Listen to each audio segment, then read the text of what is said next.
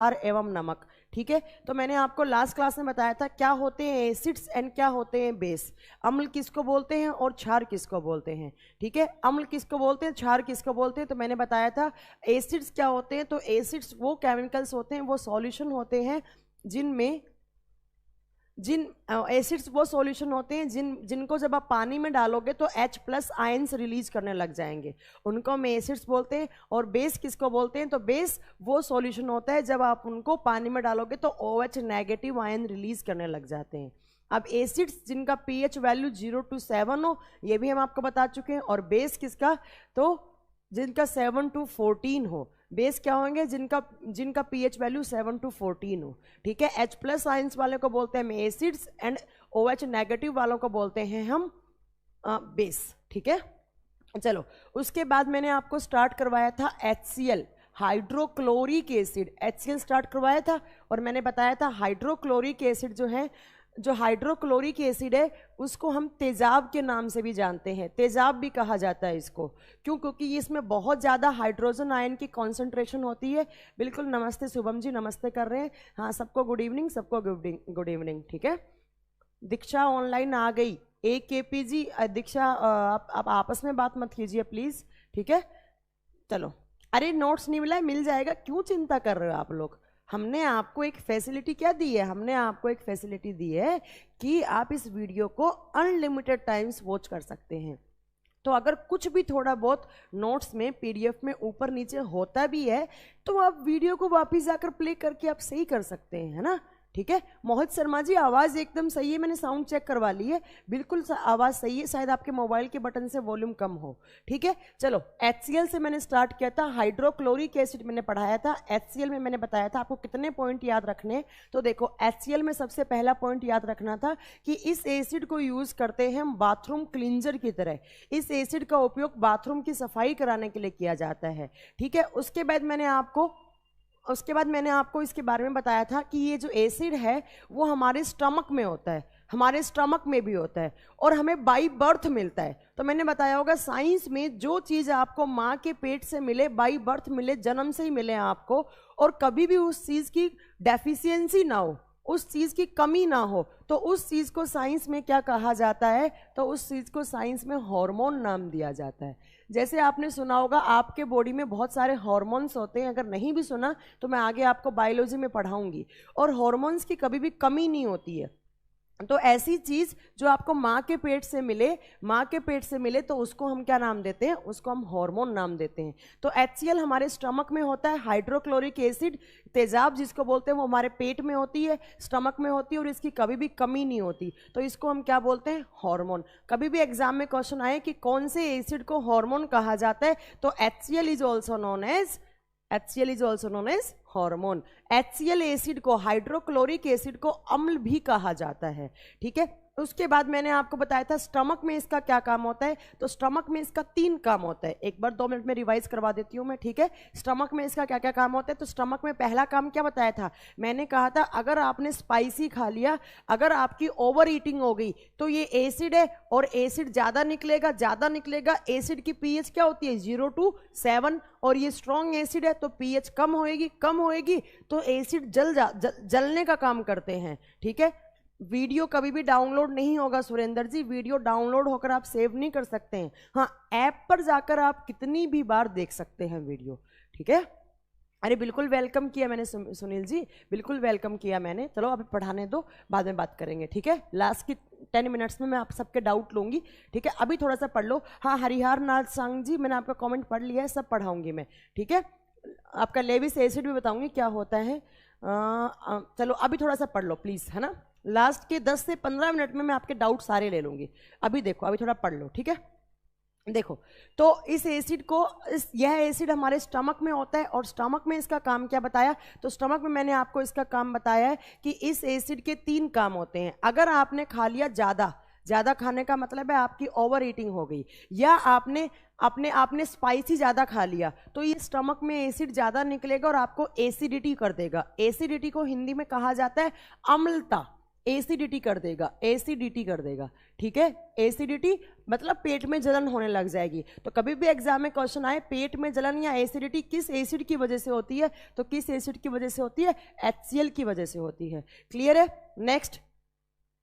Next देखो, acidity कर देता है, उसके बाद इसका काम क्या आता है, इसके बाद इसका काम क्या होता है, इस एसिड का काम होता है, ये एसिड हमारे, आपने खाना खाया, खाना खाने के साथ अगर आपने कोई सड़ा हुआ खाना खा लिया, लाइक आपने एप्पल सड़ा हुआ खा लिया, कोई बैक्टीरिया लगा हुआ, कोई फंगस लगा हुआ, आपने एप्पल खा लिया, सेब खा लिया, तो जो बाहर से बैक्टीरिया वायरस आए हैं वो इस एसिड के पास जब आएंगे, स्टमक में, पेट में आएंगे, तो इसकी pH वैल्यू इतनी कम होती है कि इसके अंदर वो बैक्टीरिया वायरस ऑटोमेटिकली क्या हो जाते हैं, मर जाते हैं।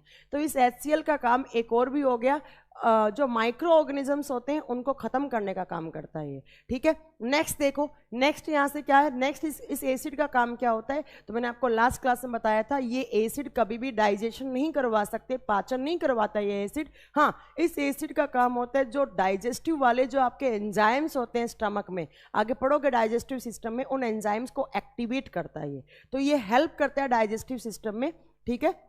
नेक्स्ट देखो, नेक्स्ट HCl का मैंने बताया था, इसका यूज होता है एक्वारीजिया सॉल्यूशन बनाने में। Aqua regia, it is used in formation of aqua regia solution.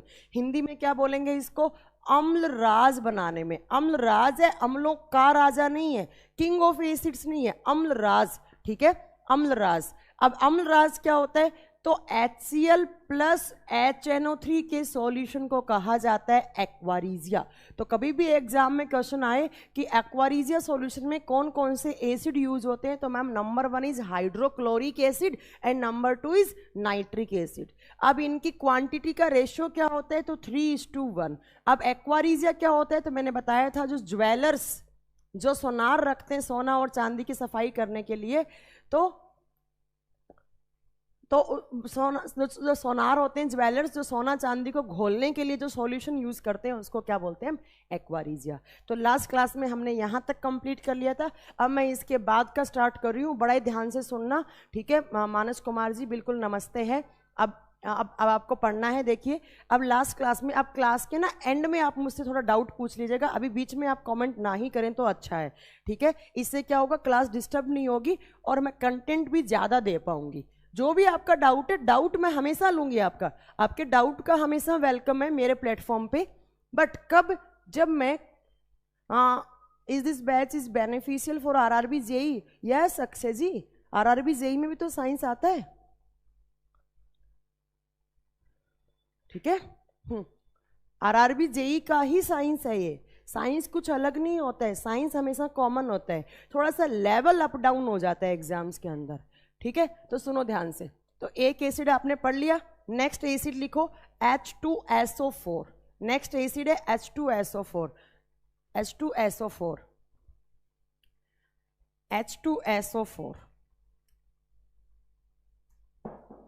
H2SO4 का नाम क्या होता है, तो आई थिंक सब बच्चों को अभी तक याद हो गया होगा। H2SO4 का नाम क्या होता है, तो H2SO4 को कहा जाता है सल्फ्यूरिक एसिड। ध्यान से सुनना, इससे बहुत सारे क्वेश्चन बनते हैं इस वाले से। सल्फ्यूरिक एसिड, H2SO4 बोले तो सल्फ्यूरिक एसिड, ठीक है। हाँ राहुल कुमार जी आपने सही बोला है, अभी हम बताएंगे, ठीक है। तो H2SO4 का नाम क्या होता है, इस एसिड का नाम होता है सल्फ्यूरिक एसिड। अब देखो H2SO4 के दो नाम और होते हैं, इस एसिड को कहा जाता है king of acids, king of acid, और हिंदी में इसको,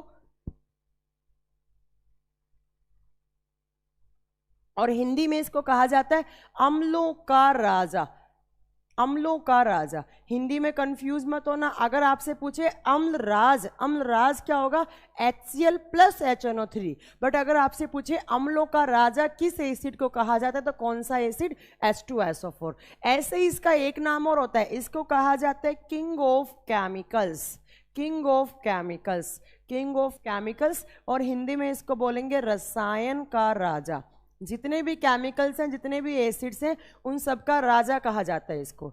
अब क्वेश्चन क्या आता है कि मैम इसको हम किंग ऑफ एसिड्स क्यों बोलते हैं, क्योंकि ये हाईली रिएक्टिव एसिड होता है, बहुत जल्दी रिएक्ट कर जाता है, स्ट्रॉन्ग होता है केमिकल्स के अंदर, इसीलिए इसको कहा जाता है किंग ऑफ एसिड्स या king of chemicals. Ma'am aqua regia और किंग ऑफ एसिड में डिफरेंस, हाँ जी राहुल जी, एक्वारीजिया क्या होता है, HCl प्लस HNO3 दोनों के सॉल्यूशन को एक्वारीजिया और किंग ऑफ एसिड पूछे तो H2SO4। तो बेसिक डिफरेंस यही है इसके अंदर, ठीक है। वीडियो एकदम क्लियर है, मैं यहां से देख पा रही हूं, एकदम वीडियो क्लियर है, ठीक है। चलो, साउंड अनम्यूट का बटन कब आएगा? तो साउंड अनम्यूट का बटन आएगा सर राइट साइड में, जब आप फुल स्क्रीन पे करेंगे तो ऊपर की साइड लेफ्ट साइड में बना हुआ साउंड अनम्यूट बटन आता है, ठीक है। देखो नेक्स्ट, देखो तो H2SO4 के इतने पॉइंट्स याद हो गए। नेक्स्ट देखो, इस एसिड को कहा जाता है battery acid. Battery acid, it is used in batteries, it is used in battery. इस अम्ल का उपयोग बैटरियों में भरने के लिए किया जाता है। अब मेनली कौन सी बैटरीज में यूज होता है? तो मैं यहां पे लिख रही हूं lead storage battery, lead storage battery. इस एसिड का उपयोग सीसा संचालक बैटरियों में किया जाता है, सीसा संचालक बैटरियों में किया जाता है, ठीक है। It is used in lead storage battery. अगर लेड स्टोरेज बैटरी बोलूं तो कौन कौन सी होती हैं? जैसे आपकी गाड़ी की बैटरी, ऑटोमोबाइल्स, ऑटो व्हीकल्स की बैटरी, ठीक है। जैसे मैं बोलूं आपको इन्वर्टर, इन्वर्टर में जो बैटरी आती है ना, उसको भी लेड स्टोरेज बैटरी कहा जाता है। क्यों? क्योंकि उन बैटरीज में जो इलेक्ट्रोड होते हैं वो किस मेटल के होते हैं? लेड के, पीबी लेड का सिंबल होता है पीबी। तो इस अम्ल का उपयोग सीसा संचालक बैटरीज में किया जाता है। अब अगर आपको याद हो तो मैंने आपको लास्ट क्लास में बताया था, एसिड की रानी नहीं होती है। धर्म जी ये क्या पूछ रहे हैं मैम, एसिड की रानी किसको कहा जाता है? नहीं, रानी कोई नहीं होती है एसिड की, फलों की रानी होती है, फलों की रानी होती है। फलों की रानी बोलते हैं लीची को, और फलों का राजा बोला जाता है आम को। बट एसिड की कोई रानी नहीं होती। आप कुछ भी बोलेंगे मतलब है। अच्छा, रेलवे स्टेनोग्राफर में भी साइंस आएगी मैम 8 नंबर का, ठीक है सुरेंद्र जी, बिल्कुल। आप थोड़ा सा हम पढ़ लें, बाद में कमेंट करना प्लीज। जो आपके डाउट है वो मुझे लास्ट के 10 मिनट में आप मुझसे डाउट क्लियर कर सकते हैं। अभी प्लीज थोड़ा क्लास स्टार्ट करने दो ना, थोड़ा पढ़ने दो, ठीक है।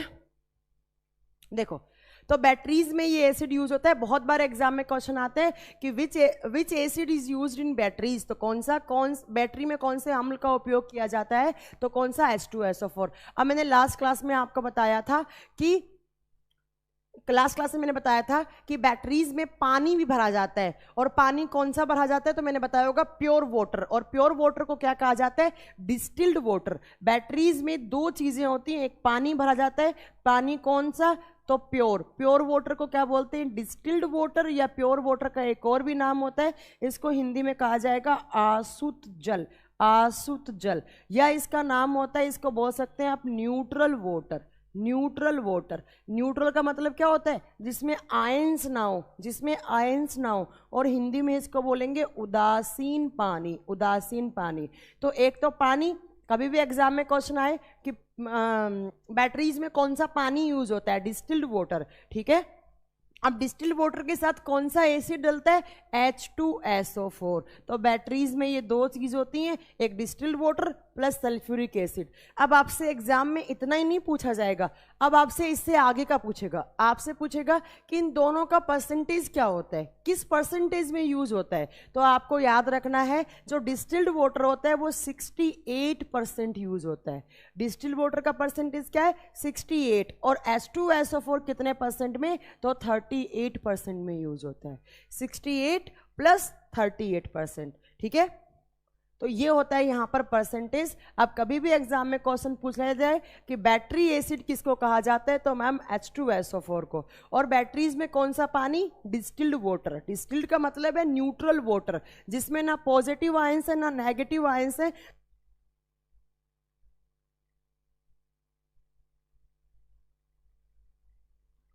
तो आपका यहां से इतने सारे क्वेश्चंस याद हो गए। अब नेक्स्ट देखो, इस एसिड का एक नाम और होता है, एक नाम और होता है। देखो इस एसिड का होता है, इस एसिड को बोला जाता है oil of vitriol, oil of vitriol, oil of vitriol. Hindi में बोलेंगे तेल का थोथा। इस अम्ल को तेल का थोथा भी कहा जाता है, ऑयल ऑफ विट्रियोल। विट्रियोल होते हैं सल्फेट आयन, जैसे H2SO4, SO4 आयंस को बोलते हैं सल्फेट आयन। आगे मैं आपको पढ़ाऊंगी 3 टाइप के विट्रियोल होते हैं, एक ब्लू विट्रियोल, एक व्हाइट विट्रियोल, एक ग्रीन विट्रियोल। नीला थोथा, हरा थोथा, ये सब होते हैं, ठीक है, ये सब होते हैं, ये सब मैं आगे आपको पढ़ाऊंगी। ठीक है। तो इस एसिड को ऑयल ऑफ विट्रियोल भी कहा जाता है। ठीक है, कभी भी एग्जाम में पूछे कि ऑयल ऑफ विट्रियोल किसको कहा जाता है, तो H2SO4 को कहा जाता है, क्योंकि इसमें सल्फेट आयंस है। सल्फेट आयन को किसी भी मेटल के साथ जब जोड़ते हैं तो वो विट्रियोल फॉर्म में आ जाता है, और जिनका यूज होता है कलर बनाने के लिए, कलर जो डाइज होती हैं है ना, तो उनका कलर बनाने में यूज होता है। ठीक है, जो कपड़े की फैक्ट्री होती है, कपड़ों पे कलर करने के लिए, ब्लू ग्रीन वाइट कलर करने के लिए, तो वहां पर ये एसिड यूज होता है। अभी आप बस इतना याद रखिए, आगे मैं लिखवाऊंगी ब्लू विट्रियोल क्या होता है, ये सब मैं याद करवाऊंगी। ठीक है, तो ये ऑयल ऑफ विट्रियोल, इसको सल्फ्यूरिक एसिड, इसको किंग ऑफ एसिड्स, इसको किंग ऑफ केमिकल्स, और इसको बैटरी एसिड कहा जाता है। नेक्स्ट देखो, इसके बाद क्या आपको पढ़ना है, इसके बाद नेक्स्ट इस H2SO4 के बारे में क्या आपको जानकारी होनी चाहिए।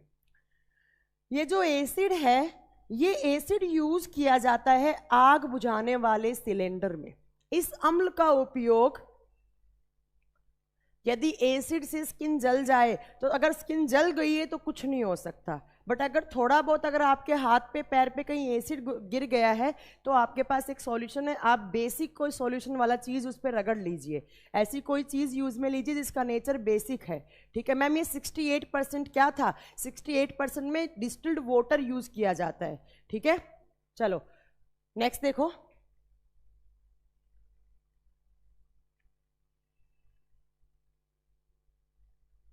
क्या कह रहे हैं, चलो आगे देखो, नेक्स्ट देखो। दीक्षा जी कह रहे हैं मैम सब कवर करना। हाँ जी मैम, मैं बिल्कुल ट्राई करूंगी सब कुछ कवर करने का। अभी आप थोड़ा सा पढ़िए। ठीक है, नेक्स्ट देखो, इस एसिड का यूज होता है फायर एक्सटिंग्विशर में। Fire extinguisher, it is used in fire extinguisher. ठीक है, ध्यान से सुनना, बोलना मत आप मेरे बोलने से पहले। ठीक है,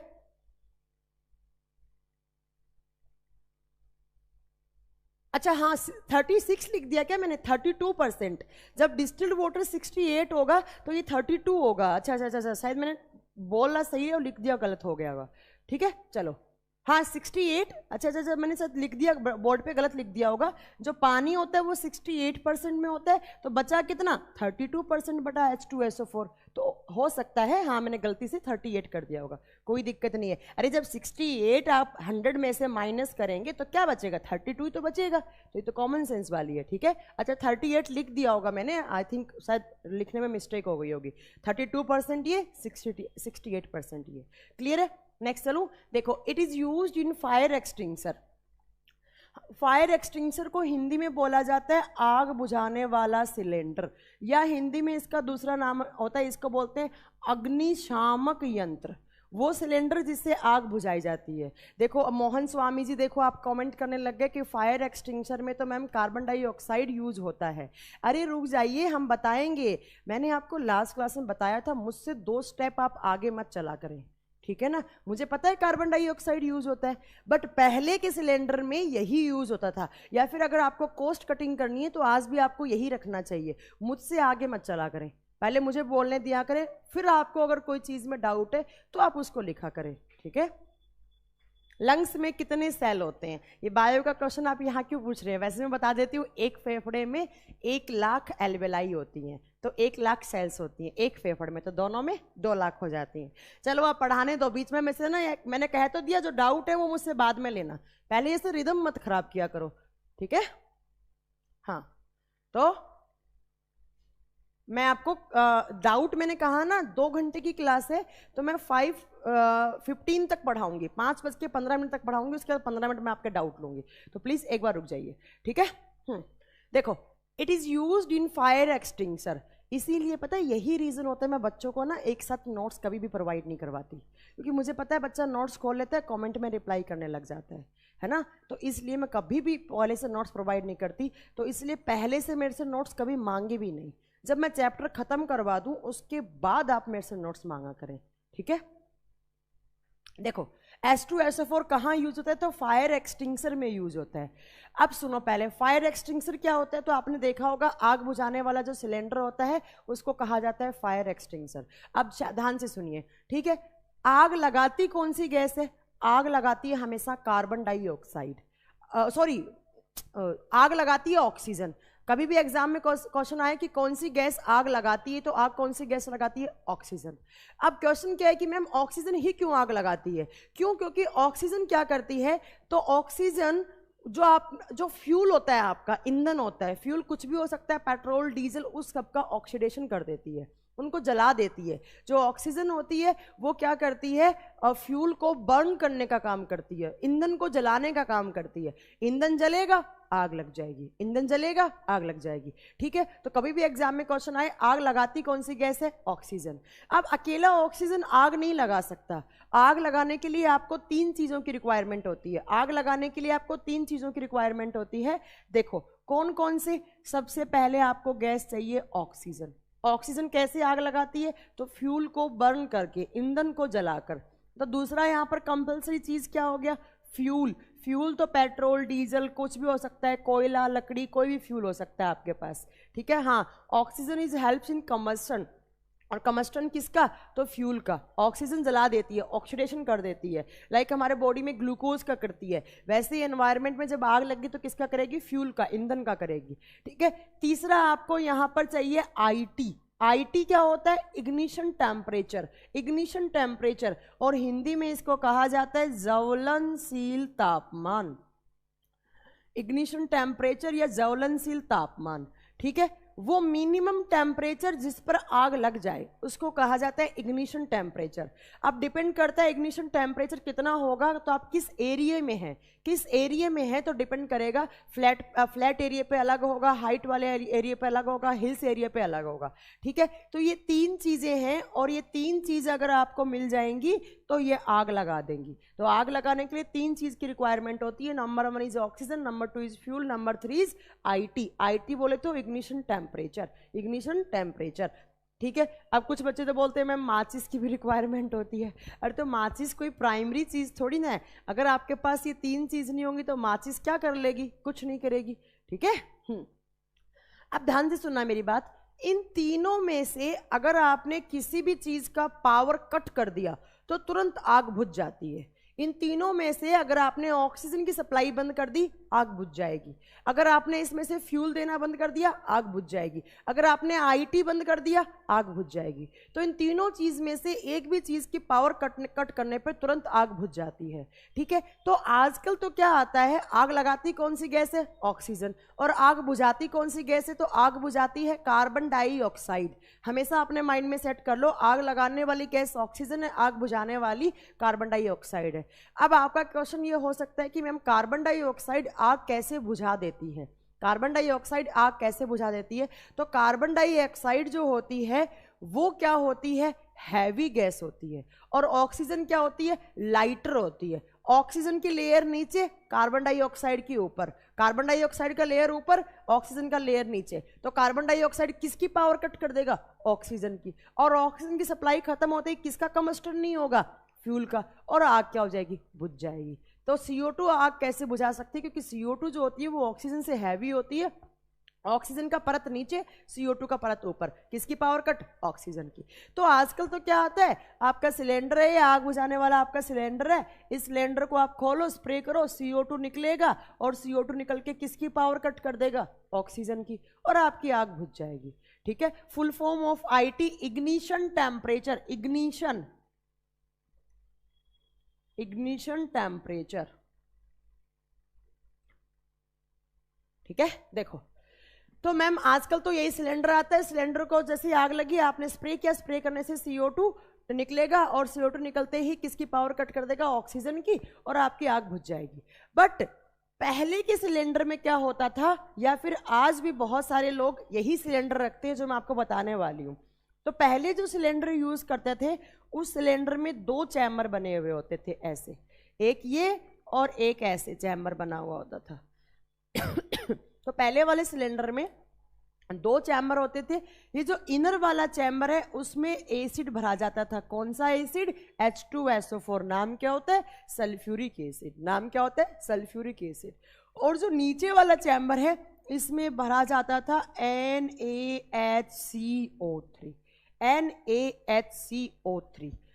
Na होता है सोडियम, इसको बोलते हैं कार्बोनेट, सोडियम बाई कार्बोनेट। मैं इसका केमिकल नेम लिख रही हूं यहां पर, सोडियम बाइकार्बोनेट, सोडियम बाइकार्बोनेट। किसका, इस फॉर्मूले का केमिकल नेम क्या है, सोडियम बाइकार्बोनेट। इसका एक नाम और होता है, इसको कहा जाता है खाने वाला सोडा, सोडियम बाइकार्बोनेट, या आप इसको बोल सकते हैं बेकिंग सोडा, बेकिंग सोडा। ध्यान से सुनना है, ठीक है, खाने वाला सोडा। 3 सोडे होते हैं केमिस्ट्री में, एक खाने वाला सोडा, एक धोने वाला सोडा, कपड़े धोने वाला, और एक होता है कास्टिक सोडा।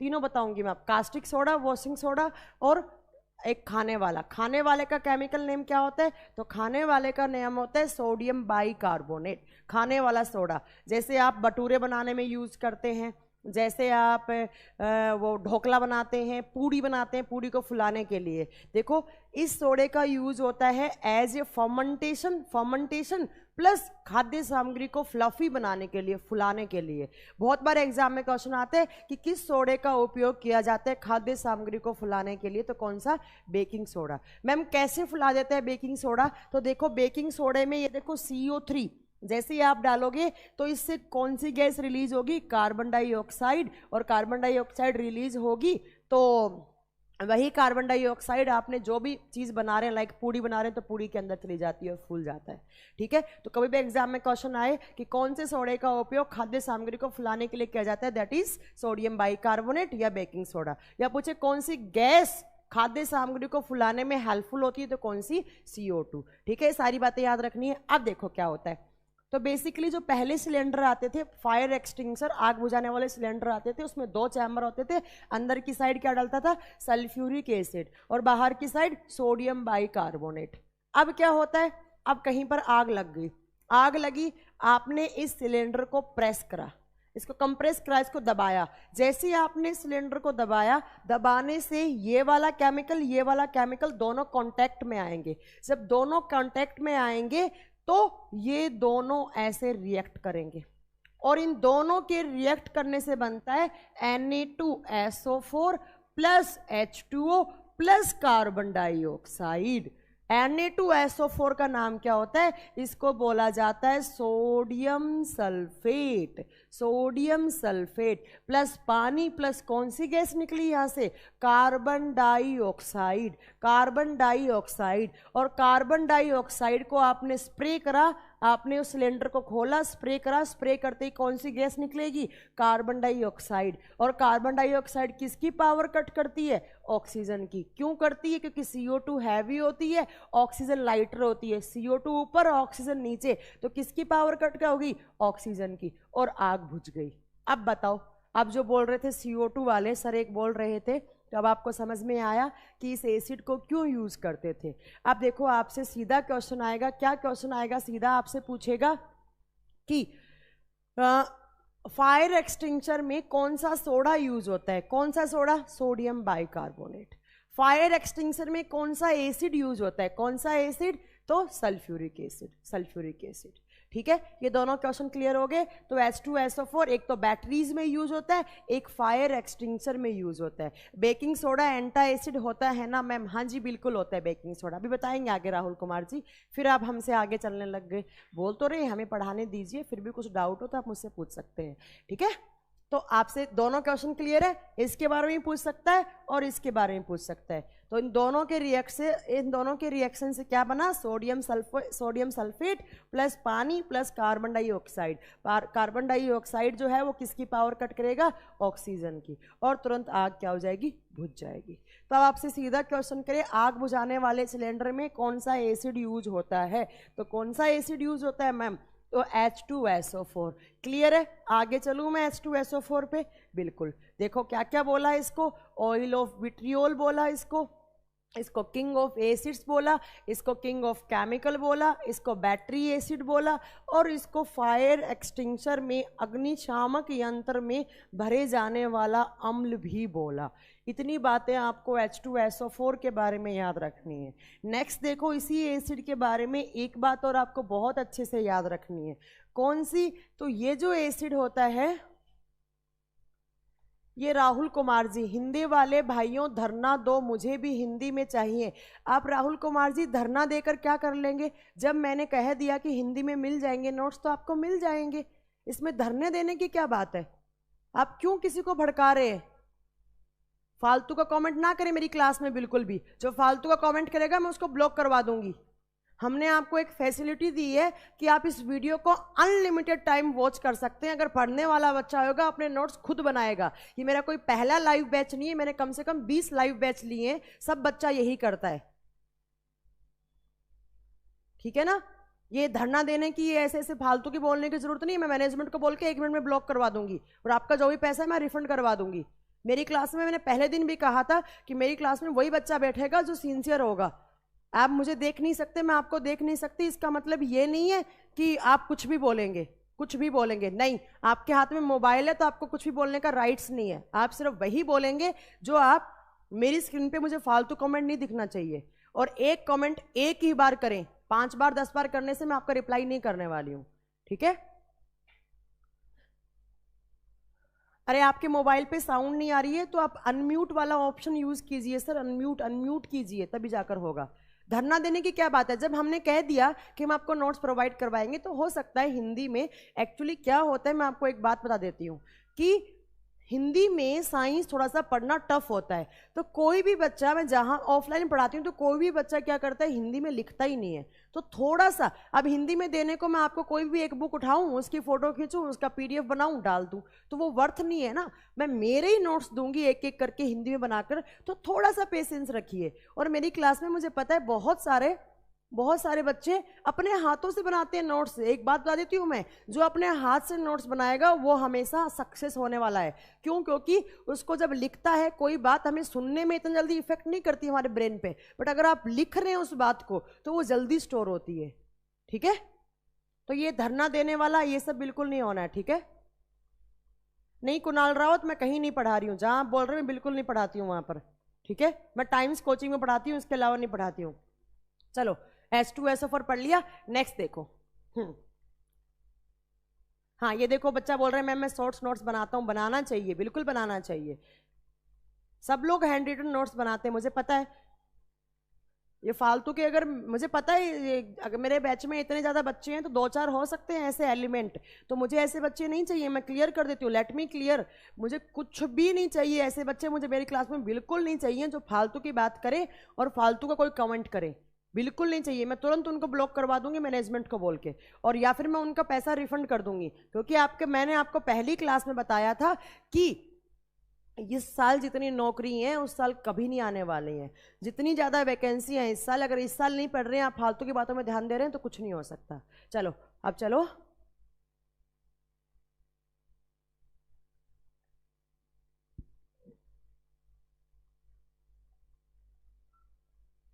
हाँ मैं सेल के MCQs करवा दूंगी कुणाल राव जी, बिल्कुल करवा दूंगी। चलो नेक्स्ट देखो, H2SO4 के बारे में क्या बात करनी है। ठीक है राहुल कुमार जी, आई होप आप समझ गए होंगे, तो प्लीज पढ़ने में ध्यान ज्यादा दे। चलो, H2SO4, और आपका ही नुकसान होगा। मैं अगर यहाँ बात करके चली जाऊंगी तो इसमें आपका नुकसान होगा, मेरा नुकसान नहीं होगा। ठीक है?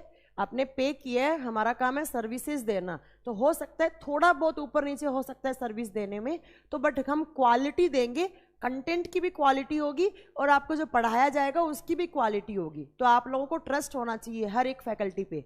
जितना आप सोच रहे हैं उससे 10 गुना ज़्यादा हम सोच रहे हैं आपके बारे में। चलो देखो नेक्स्ट, H2SO4 में नेक्स्ट, ये जो एसिड होता है वो एसिड पाया जाता है एसिड रेन में। It is found in acid rain, it is found in acid rain. यह अम्ल वर्षा में पाया जाता है, यह अम्ल वर्षा में पाया जाता है, एसिड रेन में होता है।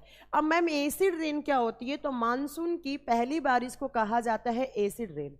ठीक है? मानसून की पहली बारिश को क्या कहा जाता है? Acid rain. ऐसा कहा जाता है कि मानसून की पहली बारिश में अगर आप नहा लेते हैं तो आपको स्किन कैंसर होने के चांसेस बढ़ जाते हैं। क्यों बढ़ जाते हैं मैं अभी आपको क्लियर करूंगी। तो आप कभी भी मानसून की पहली बारिश में नहीं नहाना चाहिए। ठीक है? अब सुनो देखो, क्यों नहीं नहाना चाहिए? क्योंकि ऐसा कहा जाता है जो पहली बारिश होती है उसमें हमेशा एसिड घुले हुए आते हैं, उसमें एसिड घुले हुए आते हैं।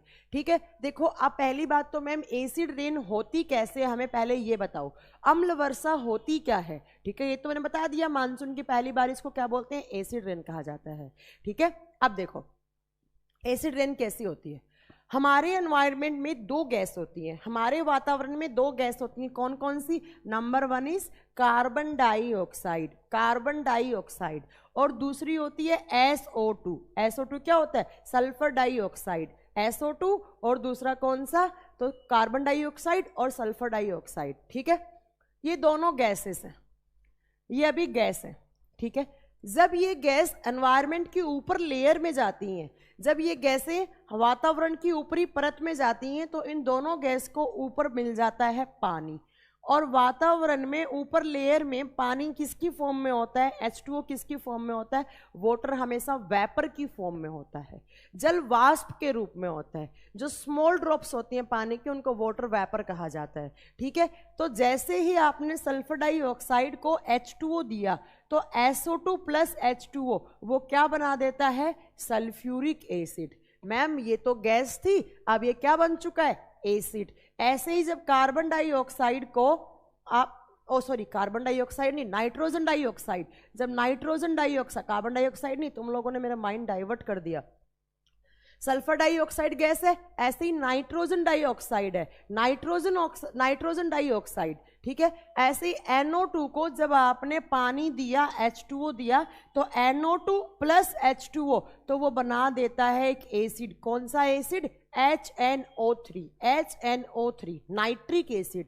देखो एक ये एसिड, एक ये एसिड, ये दोनों क्या होते हैं? एसिड। ये दोनों क्या थी? गैस। देखो दो गैस थी, CO2 नहीं होती, CO2 कभी भी नहीं करवा सकती। ठीक है, देखो नाइट्रोजन डाइऑक्साइड एनवायरनमेंट में गैस है, दूसरा सल्फर डाइऑक्साइड, और सल्फर डाइऑक्साइड को मेन पॉल्यूशन करने वाली गैस भी कहा जाता है।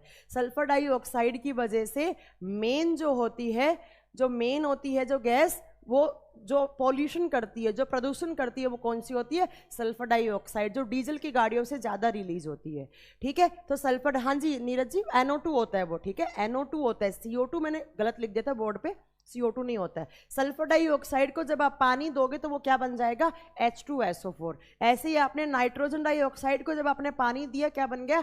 HNO3। ये दोनों गैस थे, ये दोनों एसिड थे। अब क्या होगा? ये एसिड क्लाउड के पास है, जैसे ही बारिश होगी तो बारिश से जब पानी नीचे आएगा तो उस पानी के साथ क्या आएंगे? तो उस पानी के साथ दो एसिड भी आ जाएंगे, दो अम्ल भी घुले हुए आ जाएंगे, और उसी बारिश को हम क्या कह देंगे? Acid rain. और ये मानसून की पहली बारिश में होता है, क्योंकि पहली बारिश होने से पहले सारा एसिड बन जाता है, और जैसे ही पहली बारिश होगी सारा पानी के साथ एसिड घुलकर धरती पे आ जाता है। ठीक है, अब एग्जाम में आपसे कभी भी क्वेश्चन पूछे कौन सी दो गैस एसिड रेन करवाती हैं? कौन सी? SO2 plus NO2। कौन से दो एसिड रेन करवाते हैं? H2SO4 and HNO3। ठीक है, अब यहां से एग्जाम में क्या क्वेश्चन आते हैं? दो क्वेश्चन और आते हैं। ठीक है, सबसे पहले, ठीक है, ऐसा देखो, सबसे पहला कि इन दोनों में से कौन सी गैस होती है जो मेन गैस कही जाती है एसिड रेन के लिए? एसिड रेन के लिए मेन गैस कौन सी है? एक बात बताओ, इन दोनों में ज्यादा डेंजर कौन सा है? तो मैंने आपको लास्ट क्लास में बताया था, ज्यादा डेंजर कौन सी है? तो सल्फर डाइऑक्साइड। तो आपसे कभी भी एग्जाम में क्वेश्चन पूछे कि एसिड रेन में मेन गैस कौन सी होती है जो एसिड रेन कॉज करती है, तो कौन सी? तो सल्फर डाइऑक्साइड। तो मैंने इसको स्टार कर दिया, it is main gas for acid rain. ठीक है, अब आपसे पूछे एसिड रेन में मुख्य एसिड कौन सा है, अम्ल कौन सा है, मेन एसिड कौन सा है एसिड रेन के लिए? तो आपको हमेशा याद रखना है H2SO4 ज्यादा डेंजर होता है, तो मेन गैस SO2 और मेन एसिड H2SO4। क्लियर है? ठीक है, ठीक है, हो गया। चलो अब देखो, आपने सुना होगा इस एसिड रेन ये एसिड रेन कब हुई थी? तो आज से 4 या 5 साल पहले ताजमहल पे हुई थी। तो ताजमहल पे हुई थी, तो ताजमहल के आसपास बहुत सारी इंडस्ट्रीज थी, जिन इंडस्ट्री से कौन सी गैस रिलीज होती थी? Sulphur dioxide. तो उस इंडस्ट्री के पास SO2 था, तो वहाँ पर एसिड रेन बहुत तेज़ हुई। जब ज़्यादा तेज़ एसिड रेन हुई तो ताजमहल पर जो वाइट कलर का जो मार्बल लगा हुआ था तो वो येलो कलर में पड़ गया, क्योंकि जैसे ही एसिड रेन हुई उसमें दोनों गैस आए, इन दोनों एसिड आए, इन दोनों एसिड उस मार्बल के साथ रिएक्ट कर गए और उसका रंग कैसा हो गया? पीला रंग हो गया। ठीक है, तो योगी जी ने क्या किया? ताजमहल के आसपास की इंडस्ट्रीज को वहां से शिफ्ट कर दिया, जिन इंडस्ट्री से ये दोनों गैस निकलती थी। ठीक है, तो क्लियर है? अब देखो, आपसे कभी भी एग्जाम में पूछे कि पीएच क्या होता है, पीएच ऑफ एसिड रेन, अम्ल वर्षा का पीएच कितना होता है? तो मैंने आपको लास्ट क्लास में क्या बताया था कि जो बारिश का पानी होता है, रेन वाटर होता है, उसका पीएच कितना होता है? 5.6 होता है। बारिश के पानी का पीएच कितना होता है? नॉर्मल बारिश के पानी की बात कर रही हूँ, तो कितना? तो 5.6 है। ठीक है, अब देखो, आपसे पूछे कि रेन वाटर का पीएच कितना है। एक बात बताओ, रेन वाटर में क्या होता है? एसिड होता है, और एसिड की पीएच कितनी होती है? तो मैम 0 to 7 होती हैं। ठीक है, तो जिस पानी के अंदर जितना ज़्यादा एसिड घुला हुआ होगा या जितना स्ट्रॉन्ग एसिड घुला होगा, उस पानी का पीएच क्या हो जाएगा? कम होता जाएगा। ठीक है, कम होता जाएगा। तो मैम नॉर्मल बारिश का जब पीएच इतना था, तो ऑब्वियस ही बात है अगर कभी एसिड रेन होगी तो उसका पीएच क्या होगा? इससे डिक्रीज हो जाएगा। अब मैम हम एग्जैक्ट तो नहीं बता सकते हैं, कि उस बारिश के पानी का पीएच कितना होना चाहिए। क्यों? क्योंकि अगर किसी दिन ज़्यादा घुल के आ गया H2SO4, तो मैम H2SO4 ज़्यादा स्ट्रॉन्ग होता है, तो उसका पीएच वैल्यू और कम हो जाएगा। ठीक है, तो मैम कॉन्सेंट्रेशन तो हर साल बारिश में चेंज होती रहती है, तो आपको हमेशा ऑप्शन लेकर चलना है less than 5.6, less than 5.6। Exact नहीं बता सकते आप कि एसिड रेन का पीएच कितना है, हमेशा आपको ऑप्शन लेकर चलना है अम्ल वर्षा का पीएच 5.6 से कम होता है। ठीक है, अब आप बोलो हाँ ये सीपीओ के पेपर में पूछा हुआ क्वेश्चन है, यही ऑप्शन था, यही आपको करेक्ट करना था। अब देखो, एक बार सीजीएल ने कैसे पूछा। सीजीएल ने ये 4 ऑप्शन दिए थे, 2.3 एंड 1.7। बोला कि एसिड रेन की पीएच कितनी होती है। अब मुझे बताओ, आपने इनमें से कौन सा आंसर लगाया होगा? ठीक है, तो बहुत सारे बच्चों ने 1.7 कर दिया कि भैया हाँ एसिड रेन है तो पीएच तो कम हो ही जाएगी, H2SO4 तो और भी कम हो जाएगी। नहीं, आपको हमेशा क्या करना है, आपको हमेशा लिखना है जो भी नियर बाई 5.6 है, जो नियर बाई 5.6 होता है वही आपका आंसर होता है। तो यहाँ पर 5.6 के नियर बाई क्या था? 5.0। तो अगर ये ऑप्शन में नहीं है तो ये ऑप्शन सही है। ठीक है, क्लियर है? हाँ, तो ये आपको सही करना था।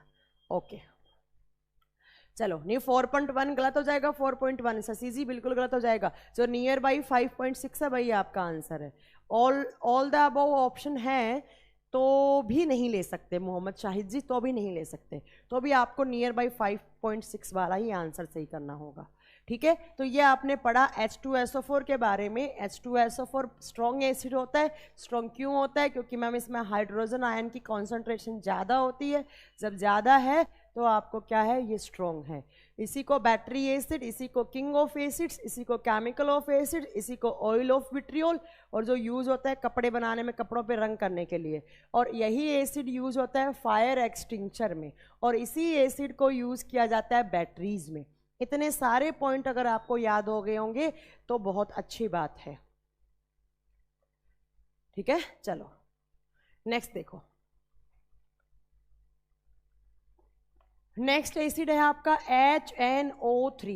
HNO3 का नाम क्या होता है? तो HNO3 का नाम होता है मैम नाइट्रिक एसिड, नाइट्रिक अम्ल, नाइट्रिक अम्ल,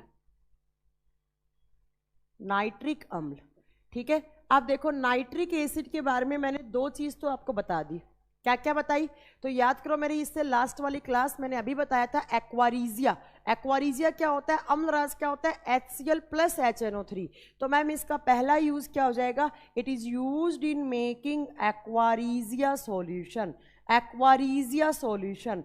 इस अम्ल का उपयोग अम्लराज बनाने में किया जाता है, अम्लराज बनाने में किया जाता है। और अम्लराज क्या होता है? तो मैम HCl प्लस HNO3। तो एक बात तो ये आपने पढ़ ली, ठीक है। दूसरी देखो, दूसरी इस एसिड के बारे में अभी मैंने बताया, ये एसिड पाया जाता है एसिड रेन में, एसिड रेन में। यह अम्ल वर्षा में पाया जाता है। It is found in acid rain. और एसिड रेन क्या होती है? SO2 प्लस NO2, ठीक है। ये भी मैंने क्लियर कर दिया। तो ये दोनों बात आपको याद होनी चाहिए। अब देखो नेक्स्ट, ये दो तो मैं पढ़ा ही चुकी थी यहां तक, तो इसको याद करना ही है आपको, और याद हो भी गया होगा, ठीक है। नेक्स्ट देखो, नेक्स्ट इस एसिड के बारे में आपको क्या याद रखना है? जहां पर भी आप ऑक्सीजन, नाइट्रोजन, हाइड्रोजन देखें, ऑक्सीजन, नाइट्रोजन, हाइड्रोजन देखें, ये तीनों एलिमेंट्स होते हैं एक्सप्लोजिव एलिमेंट्स। ये तीनों क्या होते हैं?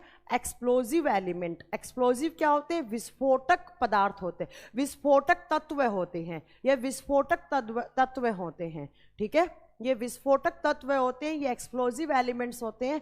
तो इस एसिड का उपयोग किया जाता है एक्सप्लोजिव्स बनाने में, विस्फोटक पदार्थ बनाने में। विस्फोटक बोले तो जो ब्लास्ट करने वाले होते हैं, आग लगाने वाले, ब्लास्ट करने वाले पदार्थ बनाने में, ठीक है। तो जहां पर भी नाइट्रोजन, हाइड्रोजन, ऑक्सीजन आए, आपको हमेशा क्या लिखना है कि वो एक्सप्लोजिव बनाएगा हमेशा, ठीक है। अब देखो एक्सप्लोजिव के 2-3 एग्जाम्पल पता होना चाहिए आपको कि नाइट्रिक एसिड कहाँ कहाँ यूज होता है। देखो सबसे पहला, ये नाइट्रिक एसिड यूज होता है TNT बनाने में, TNT बनाने में। TNT की फुल फॉर्म क्या है?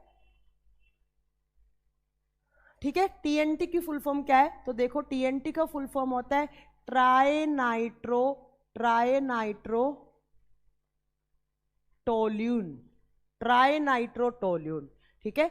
TNT ट्राइनाइट्रोटोल्यून, ठीक है। अरे तुम लोग आपस में क्यों लगे पड़े हो? क्या हो गया? आपस में मत एक दूसरे से लड़ो। TNT का फॉर्मूला लिखो यहां पर C3H5N3O6, ठीक है। आपस में मत लगो, ये TNT का फॉर्मूला होता है ट्राइनाइट्रोटोल्यून, ट्राइनाइट्रोटोल्यून, ठीक है। TNT का फुल फॉर्म क्या होता है? ट्राइनाइट्रोटोल्यून, C3H5N3O6। ध्यान से सुनना, देखिए ध्यान से सुनो। देखो hydrogen, nitrogen, oxygen, hydrogen, nitrogen, oxygen, तो ये तीनों एलिमेंट TNT में यूज होते हैं ना। तो इन तीनों एलिमेंट की जगह सीधा ही नाइट्रिक एसिड यूज कर दिया जाता है। इसीलिए मैंने आपको लिखा है, ऊपर लिख देती हूँ मैं, कभी कंफ्यूज हो तो आप, एक्सप्लोजिव्स बनाने में यूज होता है, विस्फोटक पदार्थ बनाने में यूज होता है, विस्फोटक पदार्थ बनाने में यूज होता है, ठीक है। एक क्वेश्चन और भी आता है कि TNT की खोज किसने की थी? हाँ जी, अब बताइए राहुल कुमार जी, अब बताइए TNT की खोज किसने की थी? फॉर्मूला तो हो गया C3H5N3O6। ये तीनों एलिमेंट है, तो इन तीनों एलिमेंट की जगह क्या यूज हो जाता है? HNO3। TNT की खोज किसने की थी? बहुत सारे एग्जाम्स में पूछा जाता है। TNT क्या यूज आता है? तो TNT एक्सप्लोजिव्स बनाने में, विस्फोटक पदार्थ, बॉम्ब वगैरह में, बॉम्ब बनाने में काम आता है, ठीक है। नहीं पता तो मैं बता देती हूँ, कोई बात नहीं है। TNT की खोज की थी जोसेफ विल्ब्रंड ने, जोसेफ विल्ब्रंड ने। और ये बहुत बार एग्जाम में क्वेश्चन आते हैं, TNT की खोज किसने की थी? तो जोसेफ विल्ब्रंड ने खोज की थी, ठीक है। ये आपको याद रखना है। चलो नेक्स्ट चलूं। हाँ सॉरी, विल्ब्रंड, डी लगेगा, विल्ब्रंड। हाँ ये आपने सही बताया नवीन जी, 1863 में हुई थी खोज। वैसे ईयर नहीं पूछेगा आपसे, ईयर नहीं पूछा जाता है, ईयर नहीं पूछेगा, ठीक है। विल्ब्रंड, जोसेफ विल्ब्रंड ने की थी। नेक्स्ट देखो, नेक्स्ट यहाँ पर कौन सा केमिकल? तो नेक्स्ट यहाँ पर केमिकल यूज होता है TNF, TNF, ट्राइनाइट्रो, इसकी फुल फॉर्म होती है ट्राइनाइट्रोफेनॉल, ट्राइनाइट्रोफेनॉल। यहाँ पर हिंदी में जो F होता है उसको, हिंदी में जो F लिखा जाता है वहाँ से इसकी फुल फॉर्म बनी है, F वहाँ से लिया गया है, ठीक है। फिनोल है ऐसे लिखते हैं ना, सेम नाम इसका हिंदी में होता है ट्राइनाइट्रोफिनॉल, ट्राइनाइट्रोफिनॉल, ठीक है। नेक्स्ट देखो, नेक्स्ट यहाँ पर एक और केमिकल है आरडीएक्स। आरडीएक्स का नाम तो बहुत सारे लोगों ने सुन रखा है ना, आरडीएक्स, आरडीएक्स बॉम्ब लगाया जाता है, ठीक है। आरडीएक्स देखो, आरडीएक्स से 4-5 क्वेश्चन आते हैं, चारों के चारों आपको याद होने चाहिए, ठीक है। 4-5 क्वेश्चंस क्या क्या आते हैं। सबसे पहला क्वेश्चन आता है, हाँ जी बताइए, आरडीएक्स की खोज किसने की थी? आरडीएक्स की खोज किसने की थी? टीएनटी का तो मैंने बता दिया, आरडीएक्स का बताओ किसने की थी। मैं जितने में पानी पीती हूँ इतने में आप बताइए कि आरडीएक्स की खोज किसने की थी। और कोई भी गूगल नहीं करेगा, गूगल करने की रिक्वायरमेंट नहीं है।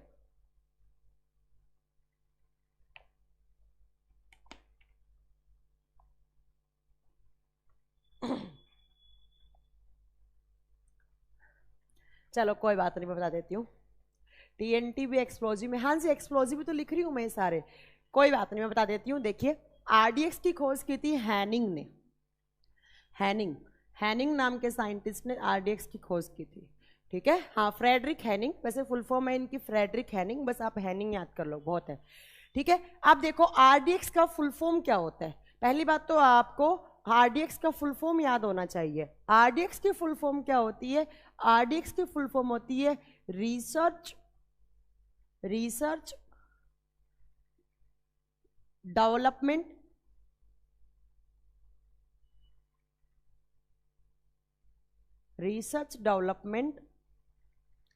एंड एक्सप्लोजिव ये होती है आरडीएक्स की full form, research development and explosive, ठीक है। हाँ, 1863 में उसकी खोज हुई थी, 1898 में आरडीएक्स की खोज हुई थी। ईयर नहीं पूछता इतना ज़्यादा, वो नहीं आपको याद करना है, ठीक है। रिसर्च डेवलपमेंट एंड एक्सप्लोजिव, ये आरडीएक्स की, अरे खोज का मतलब क्या है? मतलब उसको बनाना, बट इसको केमिस्ट्री के लैंग्वेज में तो खोज ही बोलेंगे ना, ठीक है। ये तो होगी आरडीएक्स की खोज की बात। अब देखो आरडीएक्स का केमिकल फॉर्मूला क्या होता है। आरडीएक्स का फॉर्मूला होता है C3H6N6O6, ठीक है, C3H6N6O6 हो गया। नेक्स्ट देखो, अब आता है कि आरडीएक्स का केमिकल नेम क्या होता है। ये तो आरडीएक्स एक, आप अगर सोच रहे हो कि किसी आरडीएक्स किसी बॉम्ब का नाम है, तो आरडीएक्स बॉम्ब का नाम नहीं है। आरडीएक्स एक डेवलपमेंट अथॉरिटी का नाम है, जिसको बोलते हैं रिसर्च डेवलपमेंट एंड एक्सप्लोजिव, ठीक है। यहाँ पर एक्स से लिया गया, इसको एक्स यहाँ ले लिया, ठीक है। अब देखो, हाँ जी नए स्टूडेंट हैं आप सब, तो आप सबका स्वागत है मेरे बैच में, ठीक है। हाँ, डिपार्टमेंट का नाम है, ये डिपार्टमेंट का नाम है भास्कर जी, आरडीएक्स, ठीक है। अब आता है कि आरडीएक्स का केमिकल नेम क्या होता है, आरडीएक्स का रासायनिक नाम क्या होता है। तो आपको पता ही है आरडीएक्स का बम बहुत खतरनाक होता है ना। तो जितना खतरनाक इसका काम है उतना ही खतरनाक इसका नाम है, रासायनिक नाम। देखो इसका केमिकल नेम क्या होता है, तो इसका केमिकल नेम क्या होता है, तो देखिए इसका केमिकल नेम होता है ध्यान से सुनना, ट्राइनाइट्रोमेथाइल ट्राइनाइट्रोएमाइन, ये इतना बड़ा होता है आरडीएक्स का नेम, ये आपको याद रखना है, ठीक है। आरडीएक्स की खोज किसने की? तो जॉर्ज हैनिंग ने की। आरडीएक्स का केमिकल नेम क्या होता है? तो आरडीएक्स की, हाँ, इन पुलवामा अटैक में बिल्कुल आरडीएक्स का यूज किया गया था। तो उस आरडीएक्स में नाइट्रिक एसिड भी था, ठीक है, उस आरडीएक्स में नाइट्रिक एसिड भी था। इस आरडीएक्स के अंदर हाइड्रोजन, नाइट्रोजन, ऑक्सीजन अगर एलिमेंट यूज करने हैं तो उनकी जगह सीधा नाइट्रिक एसिड यूज कर लिया जाता है। इजी नाम है, हाँ इजी है अंकित अग्रवाल जी, ट्राइनाइट्रोमेथाइल ट्राइनाइट्रोएमाइन, हाँ जी इजी है, बहुत इजी है, ठीक है। नेक्स्ट चलें आगे, नेक्स्ट पढ़ाऊं। चलो, तो इस एसिड के बारे में आपको इतनी बातें याद करनी थी। ये तीनों थे केमिस्ट्री में स्ट्रॉन्ग एसिड, ये तीनों स्ट्रॉन्ग एसिड्स थे। स्ट्रॉन्ग एसिड्स होते क्या है? तो मैम स्ट्रॉन्ग एसिड्स वो एसिड्स होते हैं जिनमें हाइड्रोजन आयन का कॉन्सेंट्रेशन ज़्यादा है, और एसिड में जब हाइड्रोजन आयन का कॉन्सेंट्रेशन ज़्यादा होता है तो उनका पीएच वैल्यू कम हो जाता है। इसका मतलब स्ट्रॉन्ग एसिड्स वो एसिड्स होते हैं, या स्ट्रॉन्ग मतलब जो प्रबल अम्ल होते हैं, प्रबल अम्ल होते हैं, तो उनमें हाइड्रोजन आयन का कॉन्सेंट्रेशन ज़्यादा होता है। आरडीएक्स का फुल फॉर्म बता चुकी हूँ मैं, रिसर्च डेवलपमेंट एंड एक्सप्लोजिव, एक अथॉरिटी का नाम है ये। नेक्स्ट एसिड देखो, नेक्स्ट एसिड आता है लैक्टिक एसिड। लैक्टिक एसिड, ठीक है, ध्यान से सुनना, लैक्टिक एसिड, लैक्टिक एसिड, ठीक है। सबसे पहली बात आपको पता होना चाहिए लैक्टिक एसिड कहाँ होता है, तो आपको लिखना है it is found in curd, it is found in curd. Lactic acid कहाँ पे पाया जाता है, किस में पाया जाता है, तो दही में पाया जाता है। लैक्टिक एसिड किस में होता है, दही में होता है, ठीक है। अब ध्यान से सुनना, यहाँ से आपके 5 से 6 ब्लैक पाउडर क्या होता है, अरे बताऊंगी, रुकिए रुकिए अरुण कुमार जी, बताऊंगी ब्लैक पाउडर क्या होता है, ठीक है। लैक्टिक एसिड किस में होता है, दही में होता है। अब ध्यान से सुनना, अगर ध्यान से सुनेंगे तो हमेशा के लिए आपके 5 क्वेश्चन क्लियर होने वाले हैं आज, ठीक है। कमेंट नहीं करना, ठीक है, हमेशा करें, ठीक है। देखो क्या क्या क्या क्या क्वेश्चन है इस एसिड के बारे में, आपको एक बात तो याद रखनी है, दही में होता है। दूसरा देखो, मिल्क में नहीं होता है, यही तो त्रिवेंद्रम जी, मिल्क में नहीं होता है, दूध में नहीं होता है, दही में होता है। देखो इस एसिड का यूज होता है क्रीम एंड लोशंस बनाने में, क्रीम एंड लोशंस बनाने में, कॉस्मेटिक्स बनाने में, लोशंस बनाने में। आपने कभी देखा हो तो जो पॉन्ड्स का एक बॉडी लोशन आता है उसके पीछे देखना लिखा हुआ होता है लैक्टिक एसिड, क्योंकि लैक्टिक एसिड क्या करता है, आपकी जो डेड सेल्स होती हैं उनको रिमूव करने के लिए काम में आता है। आपने देखा होगा लड़कियां क्या करती हैं, फेस पर दही में बेसन मिलाकर लगाती हैं, क्योंकि जो लैक्टिक एसिड होता है, इसमें जो लैक्टिक एसिड में जो बैक्टीरियाज होते हैं वो एंटी एजिंग फॉर्म में होते हैं, या जो लैक्टिक एसिड होता है उसका जो नेचर होता है वो एंटी एजिंग होता है, झुर्रियाँ वुरियाँ खत्म कर देता है, या फिर जो डेड सेल्स होती हैं उनको रिमूव करने में काम आता है, ठीक है। तो देखो ये क्रीम और लोशंस बनाने में कभी भी कोई एसिड पूछे तो कौन सा एसिड यूज होता है, हमेशा लैक्टिक एसिड। अब नेक्स्ट देखो यहाँ से क्या क्वेश्चन है, ये सुनो ध्यान से। आपने पिया दूध, चलो पहले ये सुनो, दूध आपको हल्का सा मीठा लगता है, दूध में मीठापन होता है। अब क्वेश्चन आता है कि दूध में मीठापन किस शुगर की वजह से होता है, ठीक है।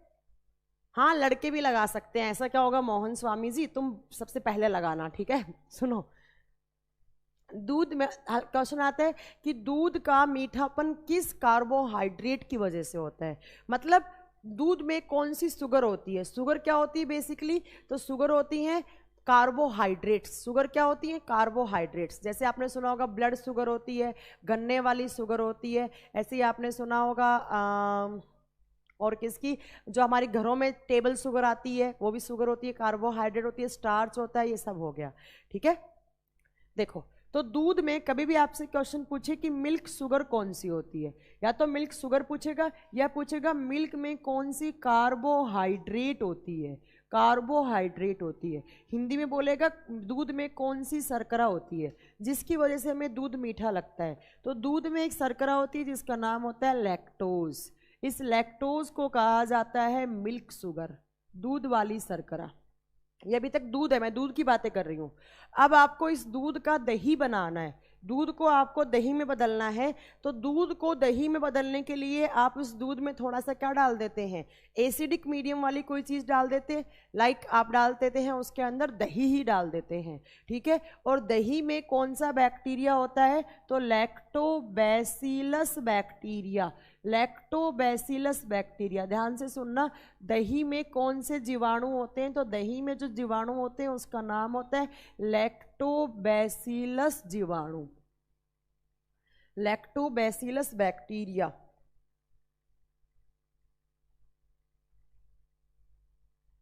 सॉरी, तो दूध में कौन से बैक्टीरिया होते हैं, लैक्टोबैसिलस बैक्टीरिया, लैक्टोबैसिलस जीवाणु। देखो इन बैक्टीरियाज का काम क्या होता है, इन बैक्टीरियाज का काम क्या होता है, जो दूध की शुगर है, दूध की शुगर कौन सी है, लैक्टोज। इस लैक्टोज को लैक्टिक एसिड में कन्वर्ट करना, लैक्टिक एसिड में कन्वर्ट करना।